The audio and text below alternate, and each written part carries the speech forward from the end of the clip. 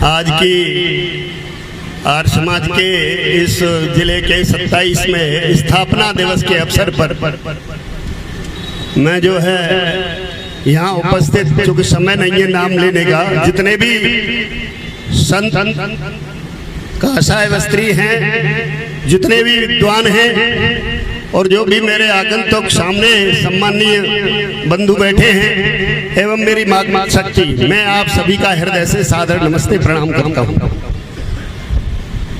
चूंकि समय बीत ही चुका है तो बहुत अल्प शब्दों में ये बताना चाहूंगा कि सारे संसार में अगर कोई धार्मिक संस्था है तो वो केवल आर्य समाज है, इसे नोट कर लो। इसके अलावा कोई धार्मिक संस्था नहीं है, क्योंकि भारत ही नहीं, मैंने विदेशों में भी जाके देखा है काफी। इसलिए जहां तक संभव हो आर्य समाज से जुड़े और सर्वप्रथम संध्या हवन प्रारंभ करें और संध्या अवश्य करें और दोनों काल संध्या सब लोग करें। संध्या का अर्थ कठिन नहीं है, संध्या यानी उस परमेश्वर का ध्यान दोनों समय संध्या करें। अगर नित्य प्रति दोनों समय संध्या करोगे तो धीरे धीरे ही मानव बनते चले जाओगे, क्योंकि ये आकृति मानव नहीं है। वेद तो कहता है मनोर्भव जनया दैव्यम जन्म, तो श्रेष्ठ कार्यों से ही ये दिव्य जन्म होगा। इसलिए संध्या करें और हवन करें जरूर, और जहां तक संभव हो आर्य समाज के अवश्य सम्मेलनों में लोग जाएं तो वहां से पता लगेगा।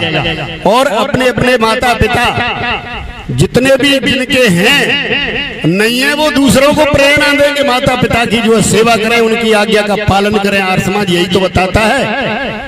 आर्य समाज कोई प्रवचन का ही मंच नहीं है, ये एक बहुत बड़े चिंतन का मंच है, ये राष्ट्र रक्षा का भी है और हमारे देश की अस्मिता का भी है। और हम लोग आर्य हैं, अपने को आर्य कहना गर्व की बात है, क्योंकि सर्वप्रथम अहम भूमि अददात आर्य, परमेश्वर ने भी ये भूमि आर्यों को ही दी है, इसलिए आर्य बने। आर्य श्रेष्ठ पुरुष को कहते हैं। और जब तक आर्य समाज है, जब तक इस देश का कुछ बिगड़ने वाला नहीं है, लेकिन आर्यों के ऊपर ही बहुत बड़ी जिम्मेदारी भी है हर प्रकार से। और जहां आर्य समाज नहीं है वहां स्थापित करो, क्योंकि आर्य समाज जहां नहीं होगा वहां पतन जरूर होगा ही होगा। जितने भी आर्यों के विरुद्ध, आर्य समाज के विरुद्ध, वेद के विरुद्ध जितने भी कहानी कथावाचक घूम रहे हैं, वो अवश्य भावी इस देश को पतन करने में लगे हुए हैं और निराधार वेद विरुद्ध बातों का प्रचार करते हैं। उनसे भी हमारे देश की बहुत बड़ी हानि हुई थी और हो रही है, उनसे भी सावधान रहना है और अपने को भी आगे बढ़ना है, लोगों को आर्य बनाने के लिए प्रेरित करना है, क्योंकि आर्य समाज नहीं तो धर्म की रक्षा होगी नहीं। उस तन की कौन बड़ाई करे जिस तन ने किया शुभ काज नहीं, और वो नारी निंदा योग्य सदा जिस नारी के नैनों में लाज नहीं।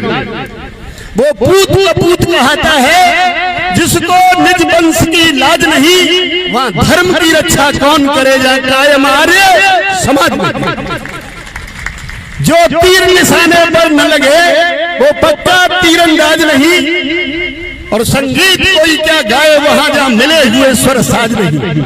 और समझो उस देश को नर्क सदा जिस देश में राज्य सुराज नहीं, वहां धर्म की रक्षा कौन करे जहां कायम आर्य समाज नहीं।